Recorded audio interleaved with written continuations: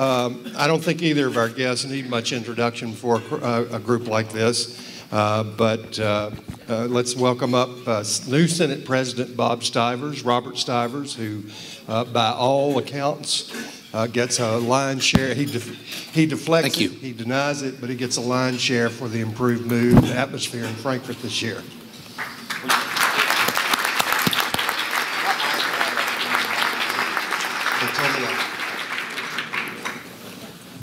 And of course, Speaker Greg Stumbo from Prestonsburg, longtime legislative master and now Speaker of the House, former Attorney General. Thank you.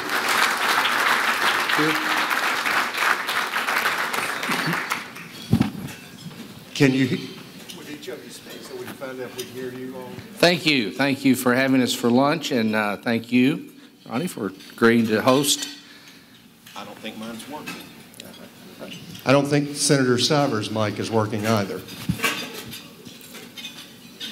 While they're working on that, let me do a confession.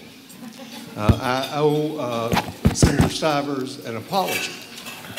It's working. When he became president of the Senate, I had no doubts about his ability to do the job, to control his caucus, and so forth. But you know, reporters sometimes look for a little bit different things in the people they cover. And I was not sure that Senator Stivers could stand in the arena with Speaker Stumbo or his predecessor for the quip, for the one-liners. I needn't have worried. It didn't take long for all of my doubts to be removed. And the line of the session, we asked Senator Stivers about whether the Senate would be willing to accept the House redistricting plan and the House promise to pass the Senate plan next year, to which Senator Stivers said, well, you always cut the cards. It's customary among gentlemen and it's necessary among thieves. So I brought a pack with me today. And I thought we'd let them cut the cards for the first, who gets the first question. You cut. I knew that was on the bottom. There you go. So we'll start with Senator Stivers.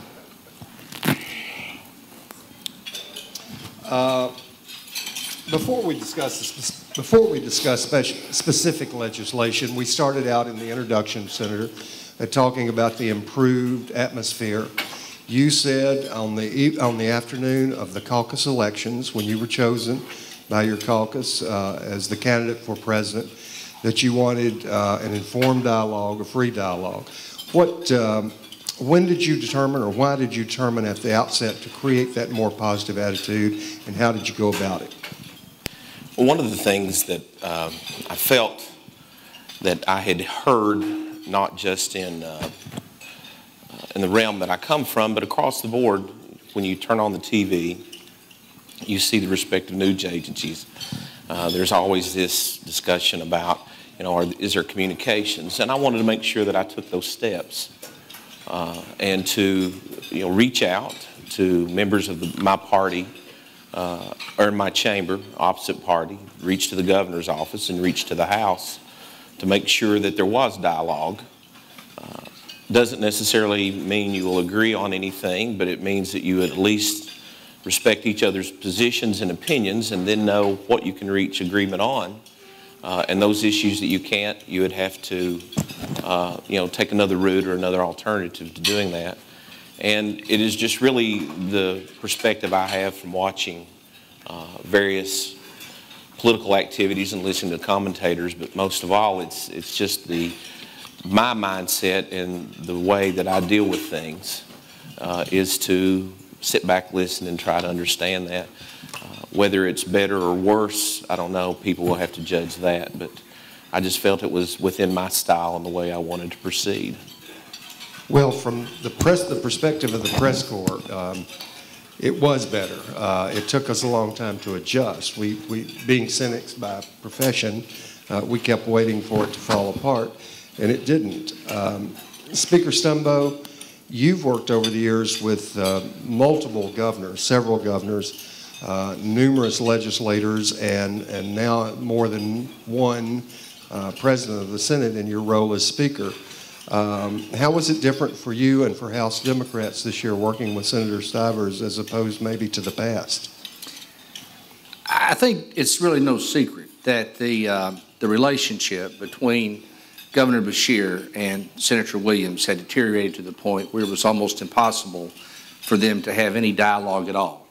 And when you take the governor out of that equation on complicated problems and issues like pension reform, it really makes it very difficult for the legislature to solve those problems, because the governor, as he did in this instance, became sort of the mediator and brought the sides together, brought people to the governor's mansion, and everyone sat down at the table and at least could be civil in their discussions. You know, I look around the room and I see a lot of you all that I know in your professional lives and have known for a number of years, and a lot of you I know have made settlements and negotiations and that sort of thing. And do you ever notice, you almost know when you sit down, Alan, within 4 or 5 minutes whether you're going to get a resolution or not. If people want to resolve a problem, they will. If you want to make a settlement in a lawsuit, you'll figure out a way to make it. If you want to resolve a contract issue or do some sort of a transaction in business, if the people at the table want to do it, they will. If they can't talk to each other, then they obviously can't do it. And so having Senator Stivers and his new tone of leadership helped us, because he was able to communicate not only with us, but also with Governor Beshear, and to bring the governor into the conversations, which led to really the ultimate resolution of the issue on pension reform. Well, speaking of which, your talk about Governor Beshear takes me down my list of questions. We'll skip around a little bit more. Both of you praised Governor Beshear at the end of the session, especially on pension reform. In addition to the change in the leadership in the Senate, what made the difference for Governor Beshear? From where we work and live, he was clearly much more involved this time around. I'll start with you, Speaker Stumbo. Well, I'll go back to my previous comments. I think it was the relationship that he had with President Stivers. He was able to communicate with President Stivers. He was able to bring everyone together in an environment which was conducive to resolving issues, instead of being a hostile environment where nobody was going to move, nobody was going to give, there wasn't going to be any resolution, there wasn't going to be any productive dialogue.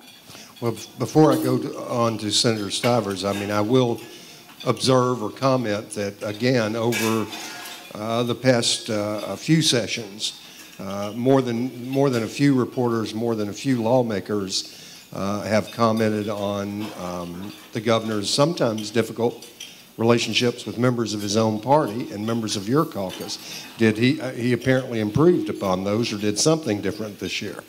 Well, our party is a pretty diverse party, and having differences of opinion in our party is something that you find a lot of. But we try not to let those differences get to the point where it's personal, Ronnie. And I never have known the governor to have had any sort of confrontation with any member of the House, either Republican or Democrat, which would have broken that relationship down to that level. He's maintained a very good relationship as far as being able to conduct himself as a gentleman. And so even though we disagree sometimes on policy issues, or we disagree, Pat, on some political issues, you know, we're not going to get to the point where we can't communicate. That's the whole key to government. That's what's happened in Washington. If you look at the gridlock that we see experienced in Washington, it's because they're afraid to talk to each other. I mean, goodness gracious, how hard is it to sit down at a table and decide if you can come to a resolution? If you go back to my original point, if you want to make a resolution, I believe people can do that if they sit down and try to figure out where they can meet in the middle. Government is best formed by getting to the middle. Senator Stivers, everybody wants to give you credit here. You've been deflecting it. What was different for you? What was different from you, perhaps, in working with the governor this time? Well, I'll be perfectly candid. I don't. You've asked that say I deflect some of the comments, but the reality is there has been a discussion among people in my caucus about reaching out and trying to do some things differently. We held elections differently. But after it was established that I would be the Republicans' choice to be the Senate President, I reached out to the governor and told him that we wanted to have this type of dialogue. I felt it was where my caucus wanted to go, and I know that R.J. Palmer's here. We had discussions with him early on, and we wanted, maybe much to some of your brethren's chagrin, we wanted to be able to sit down and talk with the governor in a way that we could send ideas out that the next day we didn't read about them in the newspaper, because where it's critical to bring a governor in, they are the executive branch. They execute on the policy for which we implement or we pass in the legislative process, and they know better how things will be practically applied. So when you have a suggestion, it may be good, it may be bad, but you don't know what the practical application would be. So we just asked him to be able to have this type of conversations with him, and that they give us a fair opportunity to vet ideas, and then if there was a problem with them, look at them, come back with us with suggestions, tell us if we were right or wrong, or if they had never envisioned this, but to keep it in a mode that we were not getting into what I have termed gotcha politics. And I think in many instances, and Ronnie, I'm not taking you as a member singularly of the press, I think the press sometimes wants us to play gotcha politics. It's what sells some papers. It gets interest. And so we really tried to avoid that, because the issue, as you've heard Mr. Quick and this group talk about, pensions was very critical. It's quickly becoming $1 billion issue in this state, and we needed to have the dialogue between the Speaker, myself, the Governor, the respective minority parties to be able to solve this and not get into a political dynamic in the discussion. Well, just one follow-up, and we'll go to pensions because I know that's a major issue on folks' mind here. Anytime, it doesn't matter what the party is, it doesn't really matter the organizational level, it seems to me, when two parties for the first time have to begin negotiating with each other, there has to be a development of a trust at a point where both sides begin to have faith and trust in the other. Where in this session for each of you, whether it was with the other chamber or whether it was with the governor, perhaps most in your case, did that occur? When were you confident that everybody took everybody at their word? Well, I think it was a specific time I cannot tell you, but I think it was really a culmination of several things. When the governor invited the different people into his office or to the mansion just to sit down and talk with them in a business setting or more in a personal setting, and then as it continued on, where we sat down, and I remember one night at the table there was the House leadership, Republican and Democrat. There was Senate leadership, Republican and Democrat. We had a lot of discussion that night, and you didn't read a whole lot of it in the paper the next day. And that was to me the sign that we could have that discussion, and whatever our positions may be, how legitimate our ideas may be, that it wouldn't be vetted in a public forum, that we could sit there and understand process, policy, and practical application. Mr. Speaker, did you reach a similar point in the session where you knew that the various parties were going to be able to work together and trust each other? I thought when the governor brought everybody over to the mansion and we sat down at the same table, which was the first time that we'd really done that in a long time, Robert, as Senate, House, Democrat, Republicans. And what you find out is that nobody is going to be disrespectful at the governor's table. So everyone sat there, and I walked away thinking, well, this group does want to solve this problem. It was a good dialogue. You have to figure out, obviously, where we can find some middle ground, where we can get the support in our various chambers, because there's obviously going to be some controversy. There's going to be some pushback. But I remember walking out of that meeting and think this thing might work. I didn't think it would at first, but it was productive, and it led to more discussions and more talks, and everybody going back and agreeing to come together again and sit there. And as I say, put our big boy pants on and have an adult conversation about this issue. And that's what happened. Well, let's go to the pension plan, because I know that's Everyone said it was the critical issue going in. Everyone talked about it being the accomplishment coming out. I'm kind of going to divide this up, if you'll allow me, but you can each chime in on the subject. But I want to ask Senator Stivers to explain the substance of the changes of the pension plan, because that emanated in the Senate with Senator Thayer coming out of the task force, how it affects current employees and retirees and future hires and the differences. And then we'll ask Speaker Stumbo to talk about the funding. Well, basically, future hires will be the ones that will be mostly impacted. Anybody starting after the effective date, and I believe it's January 1 of 14, will be under a hybrid cash balance. It is kind of a 401k on steroids, I would say that. And what it does is different than a 401k is it has a minimum guaranteed 4% return, and the way the mechanism is set up, it doesn't expose the state to the liability that it's currently exposed in under a defined benefit plan. And the defined benefit plan being such that upon a contribution, it doesn't matter whether that contribution is used through the period of time, you will continue to get that benefit. So under the one plan that will be in existence when we roll around to the new year, individuals will not be able to retire after 27 years and all the mandated things that are in statute, knowing that they will have a consistent income stream, but they will have to know under a 401k plan at the point they retire, they're going to then have to manage their money through a retirement date, from that retirement date forward. And the exposure for the state is cut down. The biggest thing that it affected on current employees is that where we are in such a position on our funding that we had to define what the COLA, the cost of living increase, would be.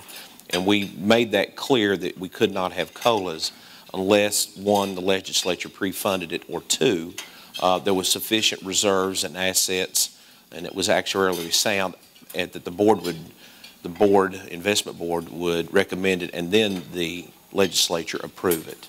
And that's the basic difference between the two plans. By the way, let me interject just real quickly something I forgot to do at the start of the episode of this event. There will be microphones that pass around in the audience afterwards. We are going to leave time for questions, as I'm sure you will have better questions than I have. So if I don't ask the right ones, relax, you'll get your chance. Mr. Speaker, I was never able for my readers to explain the funding system. I tried and gave up. I'm hopeful that you can explain it to this audience today and to me as well, how it works, and it's fairly complicated. It's fairly complicated.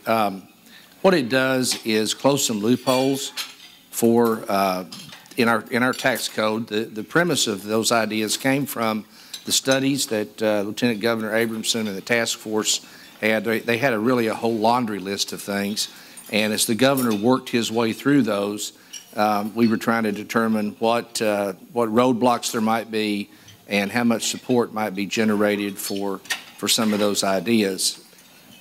But it's about $100 million and maybe a little bit more in reoccurring money.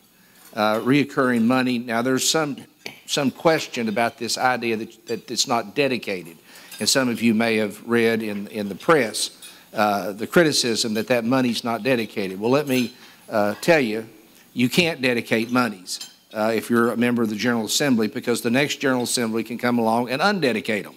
It's just as simple as 1, 2, 3.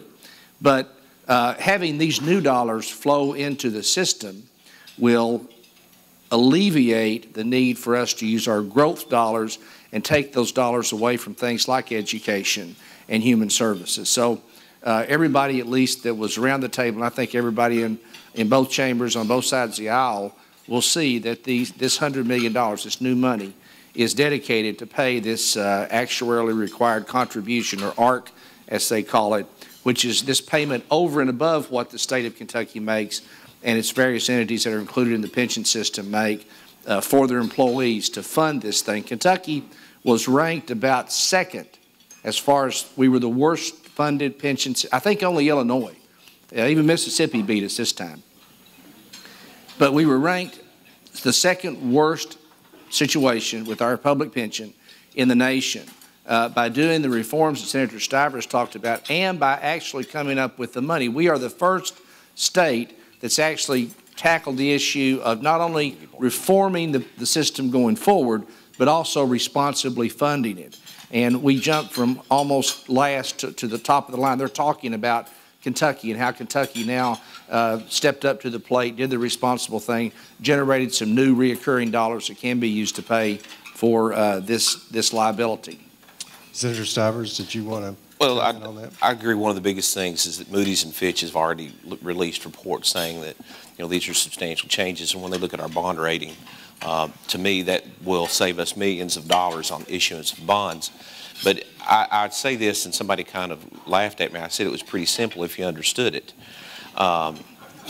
Wait, I guess that's another comment on the press. But based on what happened in January at the federal tax level, standard deductions are going to be phased out after you get to $178,000. It was nothing we did.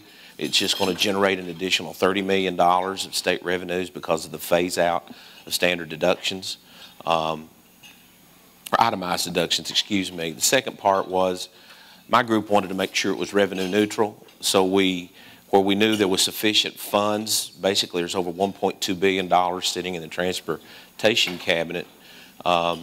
And the speaker's group was really interested in the extension of the sales tax credit to new vehicles, which was scored at about $35 million. So we instituted that in the transportation fund, which meant a net decrease of $35 million.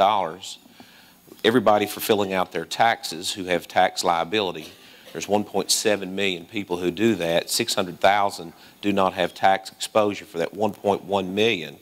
But you leave out the blind, the elderly, and military. There's a $20 tax credit for just filling out your taxes. And what we did, that generates around $70 million of tax deductions. So we cut that in half. $35 million in a tax credit, $35 million in on the other side, and it balanced out to be zero. Some of the things that the speaker said was compliance. Was not what we perceive to be a tax increase, but a compliance measure after an individual has gone through all the due process, still owes taxes, and refuses to pay his or her taxes. One of the things we found out is generally people with professional licenses that the state can then suspend that license to force them to pay their taxes. And that was scored out at $7–8 million a year that people are not paying their taxes. And I equate it to being like a deadbeat dad not paying his child support. So, making those types of changes, we were able to come up with that type of additional monies. I don't want to say additional monies, it's just shifting of monies within the system and within the context of whole solving the problem. One quick question on the funding formula. The employer, which in many cases is an agency or a cabinet of state government funded with taxpayer, is also going to have to pay more.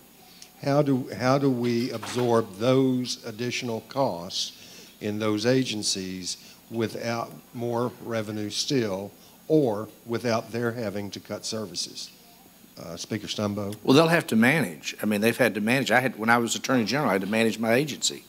But the $100 million is the figure that everyone seemed to settle on is going to be the new money, the money that's required over and above these increased contributions by all the employers who have employees in the system to alleviate and ease the pain of this huge unfunded liability that we had. So yes, the agencies and the entities, the quasi-governmental entities that are involved in the pension funds are going to have to continue to make their employer contributions, and they'll have to manage their way with probably not much of an increase, at least for the short term. I don't disagree with that, but if we did not make these changes, that rate of increase would have gone up even more, and at a point in time would have far exceeded it. At a point in time, you will, I think it's about 15, 17 years out, you will start seeing that number start to decrease because of the shifting from the plan as it currently exists and the plan that will come into effect. But if it did not, it would never decrease. It would just be continuing to escalate and spiral upward. Well, and in addressing the Kentucky employee retirement system, we basically addressed about $18 billion in an unfunded liability. but that didn't necessarily address the additional unfunded liabilities and the others, the teachers' retirement and so forth. I think in total it was about a little more than 30 billion. Are they next? Do we have to go on to those systems next in order to solve the state's overall problem?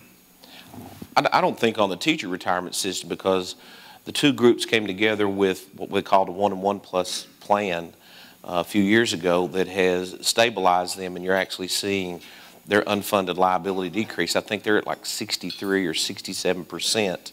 And with the economy picking up and some changes in the stock market, you know, that can take care of itself. And I think those changes that were instituted about, I can't remember, 4 years ago, is that right, Mr. Speaker? I think that's right. About 4 years ago, you've seen that system stabilize. As to the CERS, they have some recommendations. They know now that they're going to have a different plan. They're going to be similarly situated to what we are, but they have some ideas, and I think that's what some other people have said, that we might revisit to see if we can alleviate some of their problems, but it would not be at the risk of the state. It would be at risk of the city and counties to make that contribution. But I know the mayor's in a little bit different situation here in Lexington because they're a metro government, and so they had to come back, and we were able to reach an agreement and solve some of the problems they had here locally. Did you want to add anything, Mr. Yeah, the other thing that I think is important, one of the things that Governor Beshear brought to our attention was he had asked the staff to analyze the states that had the best return on their pension portfolios. And what they found was that states that had this super board, this oversight board, had a significantly higher rate of return than states who had done it like Kentucky had done it for so many years. And so we also created the oversight board, which will watch and serve as a watchdog for the way that the various elected and appointed entities run the systems. If there's one good thing that came out of all this is I think that we all became aware, every member of the General Assembly became so much more familiar with the very complicated intricacies of managing and watching these systems, and hopefully the problems of the past won't repeat themselves. I want to make that is true, because when you start talking about a $3 billion portfolio and you're talking about a difference of 0.5% compounded over 10, 12, 15 years, you know, you're talking about substantial monies that by lack of performance would have been present. And we did the analysis, and the governor looked at it and brought it to our attention that we're about 1% behind on performance. So 1% on, you know, $3 billion is 30 million. Pound that over 10, 12, 15 years, you're starting to get into some real monies.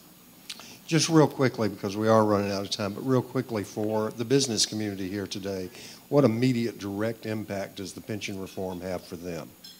How does it change the way, obviously there's less pressure for more money for the state government, maybe in the form of taxes. Maybe there's a diminution of some services to pay for it. Otherwise, how does it affect the business community, either of you or both of you? I think you probably hit both aspects from that perspective. Is I think we can continue to maintain the level of service as it currently exists, but the biggest thing, we're not exposed to the potential of $500 million of new revenue that would be needed. And for the states, if it's new revenue to us, that's increased taxes to the community.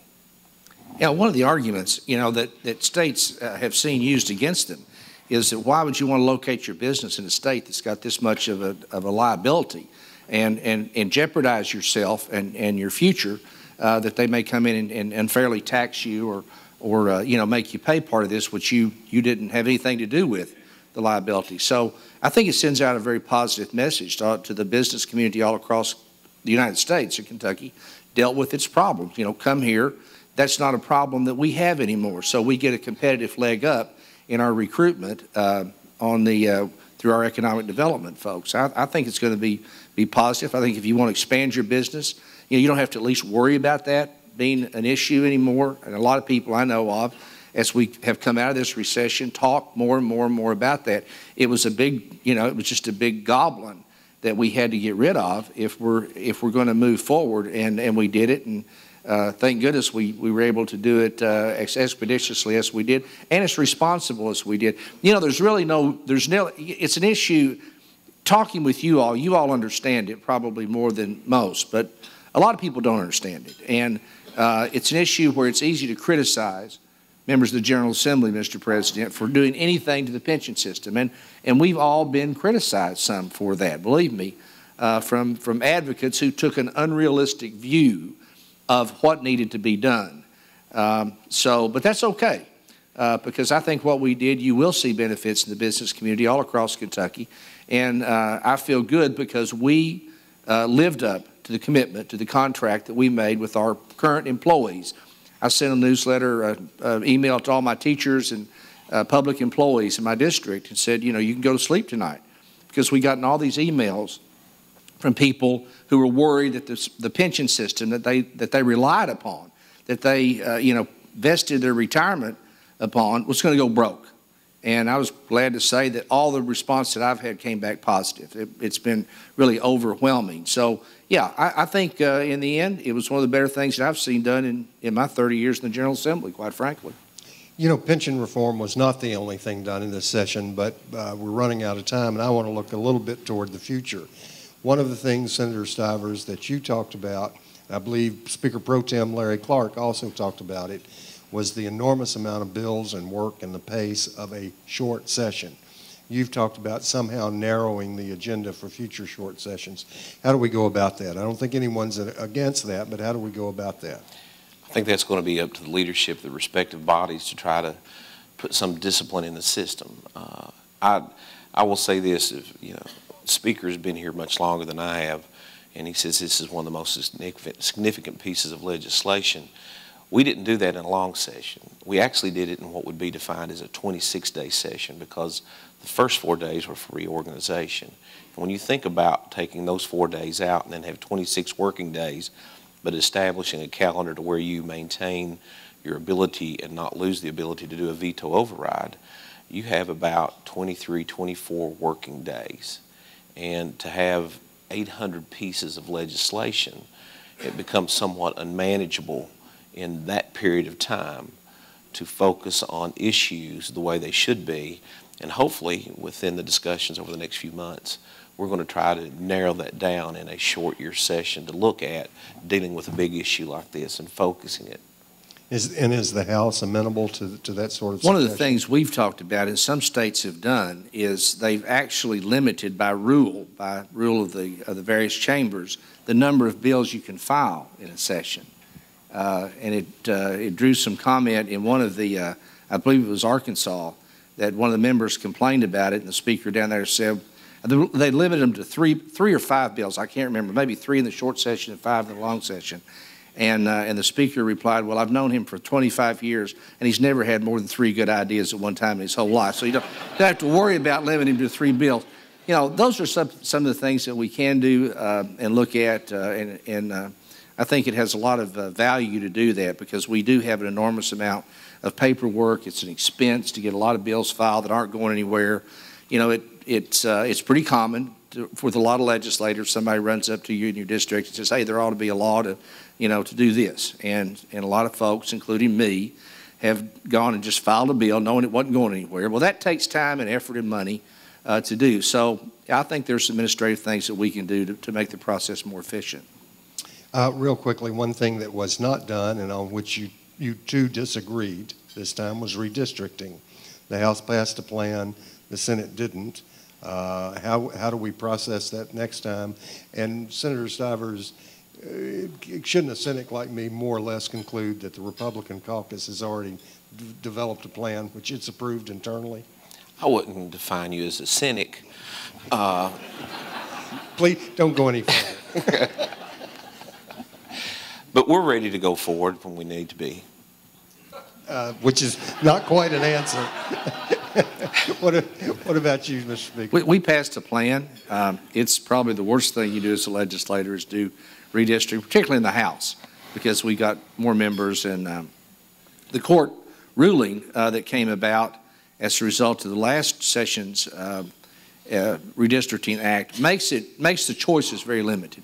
There's only a few ways that you can do these things, and the House passed a plan which complied with the court's ruling, which I believe was erroneous, but 7 members of the Supreme Court saw it another way. But anyhow, we've got a plan out there that we're going to stick to it. How much will these two plans be formulated and/or affected with the 2014 Senate race in mind? I mean, Mr. Speaker, there are some... Ronnie, the senators run statewide in right, that race. There are folks who believe the Republicans are going to make a concerted effort at taking the majority from you, and that in the absence of a with a non-competitive Senate race, more attention might be devoted to your chamber. Well, I don't know that that race is going to be non-competitive at this point, and you know, it's going to be we felt like we survived the tsunami of the last election cycle, and most states didn't. I don't think any other state did actually, but us as well as we did. So we're getting prepared. We'll be ready to go forward. What about the prospects? And I suspect we'll get different answers, and we are running out of time. So just quickly, prospects for right-to-work laws or prevailing wage law repeal in the next session. I'll start with the Republican side of the ledger.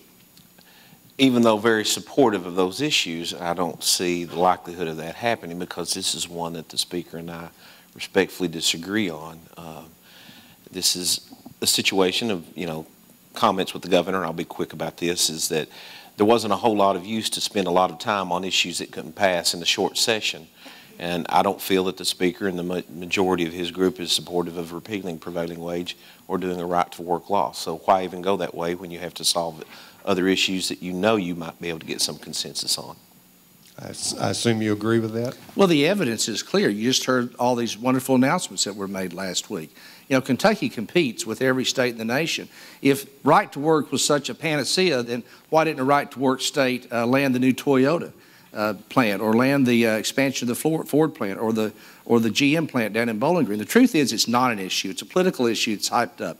There's no evidence at all that shows that states that have right-to-work laws gain any sort of a competitive advantage in the economic development world.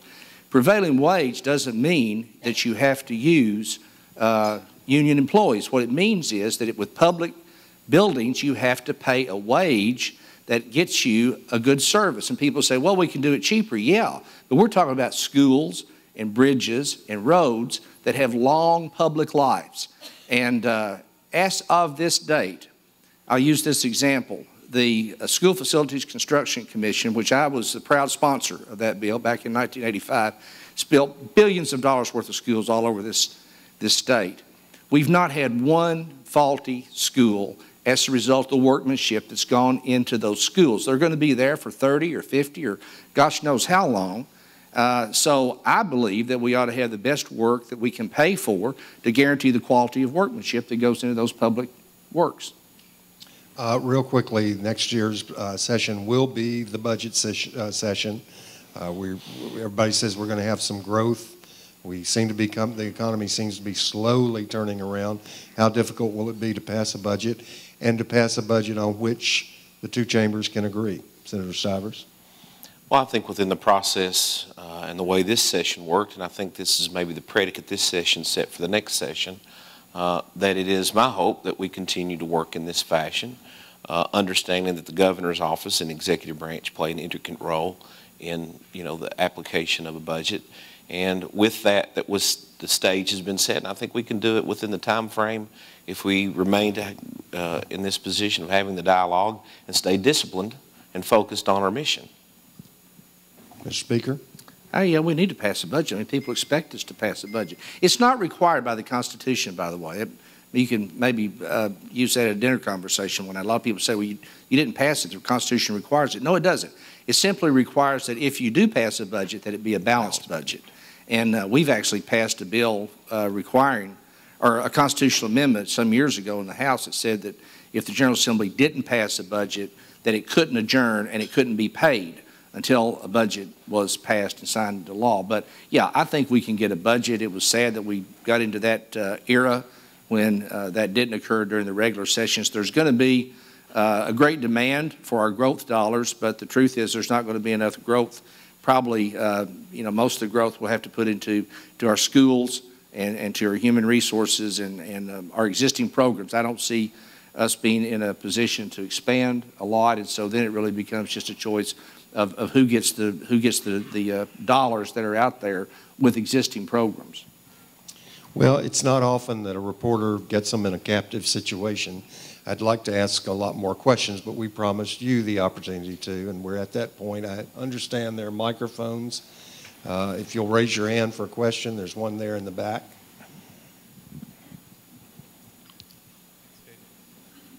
Thank you all for coming. Appreciate it.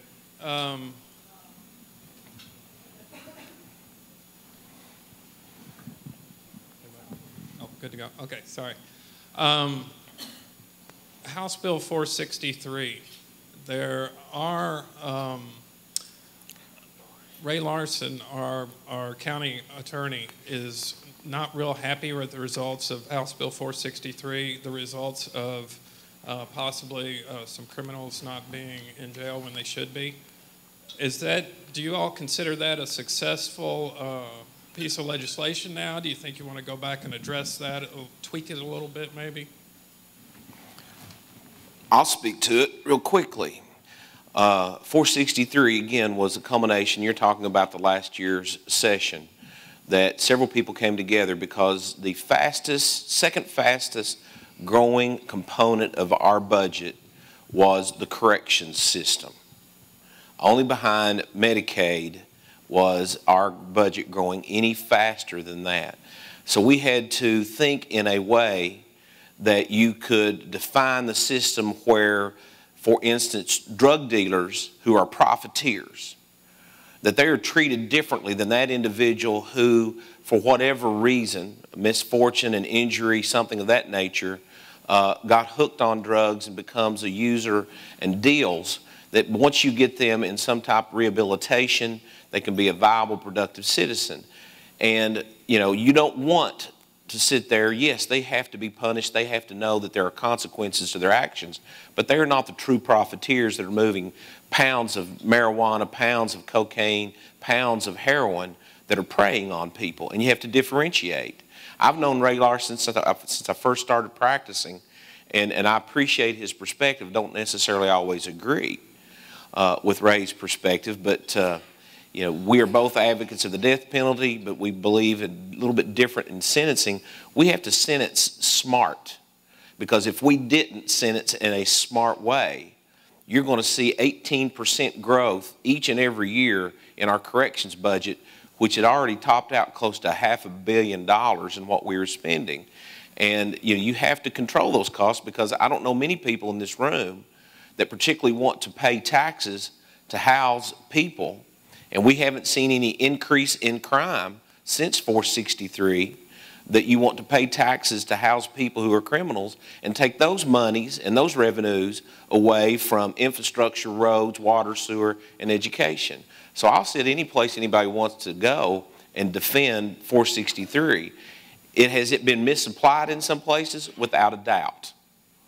But no system is any better than the people who put it in place. I've got a sticker in my office in Frankfurt that Ray Larson gave me, and I love. I showed it to people. It says, "Catch and release is for fish, not felons." And, when I was Attorney General, I worked with Ray on a lot of those cases. But the truth is, and Senator Stivers is exactly right, we followed with 463 a trend that was going on nationwide in states that traditionally are exceptionally tough on crime, like Texas.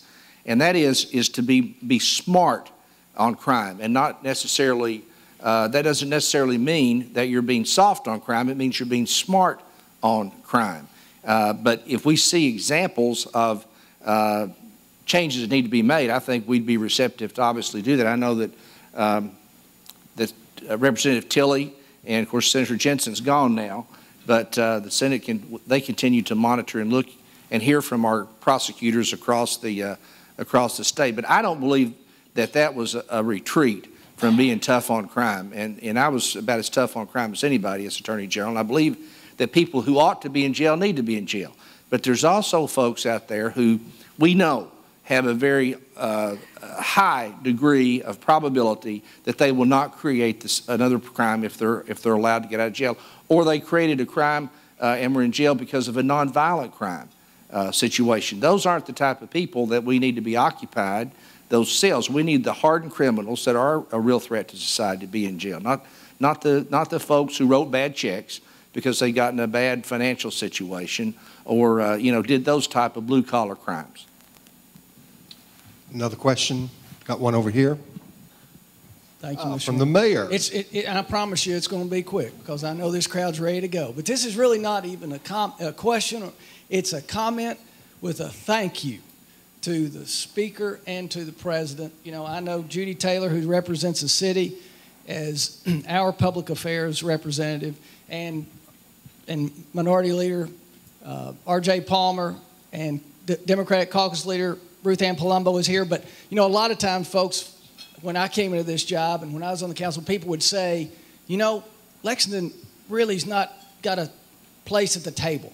Well, I can tell you that in this session and with this leadership, every time we ask for a meeting, every time we ask for help, like on our pension reform bill, like on a civil service legislation, like on reinventing and imagining Rupp Arena and Lexington, they were there to talk to us. Didn't mean they agreed with us every time, but they were there to listen to us and talk to us. And Chris Ford, as our council member, we know how important that is. And so, guys, we just want to thank you all from the bottom of our heart. Thank you. Thank you.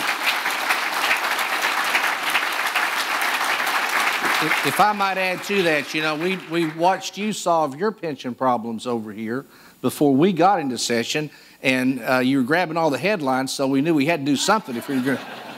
Well, I would say this, that, you know, their delegation, like every delegation, to an extent has to be parochial, and you've identified some, and, you know, Senator Kerr was quite present in my office on many occasions knocking on my door. According to the You may not get that door given, I think we've got time for at least one more. Does anyone have a question? There we go. I'll ask one question, Mr. Speaker and Mr. President. Thank you for being here. One of the economic development tools that have been discussed for municipalities, particularly Lexington, Louisville, and some others, is giving our citizens an option to vote on additional taxation to get projects done. I wonder if you could each speak to that on the local sales tax option. I'm for voting for any tax they want, Al, except the sales tax. And I'm going to tell you why. The sales tax is Kentucky's growth tax. I mean, we rely upon it at the state level. And if you start eroding that base, it may be good for Lexington and Louisville because you get a lot of folks who come in here to shop and who come here to watch the ball games and do those sorts of things. And I know it would probably end up lowering some of your taxes to your residents. But that's not good in the long run for the state of Kentucky because the one tax that we do have that we rely upon is our sales tax. And I just think that that's the state's preempted that field. There's a lot of local taxes which haven't been exercised by both Lexington and Louisville. And if you want to talk about expanding them, I don't have any problem with that. But I do feel like it would just be bad for Kentucky if we allowed a different rate to exist in these municipalities than exist in the rest of the state and erode future growth in our sales tax. Mr. Stein, I'm kind of personally conflicted on that because you've raised kind of a combination of issues. One, allowing more local control, which I'm a proponent of more local control. But when it impacts taxes, we always get the blowback that, you know, at the local level, you're subjecting us and taking off caps on higher taxes. My personal, you know, kind of gut feeling off the top, don't want this chiseled in stone, and I may read it in Ronnie Ellis's article, is that you try to let local control take place over that to certain constraints. But yeah, I think it should be up to local jurisdictions and their people because they better speak to what they need in that realm. I think we're out of time. I'll make one editorial comment. Regardless of your politics or your policy positions on a lot of the things, I will tell you that these two gentlemen are bright, capable, dedicated people. I don't always agree with them. They're always fun to cover, and that makes my job more enjoyable. Thanks. I hope you enjoyed it. Thank you. Thank you.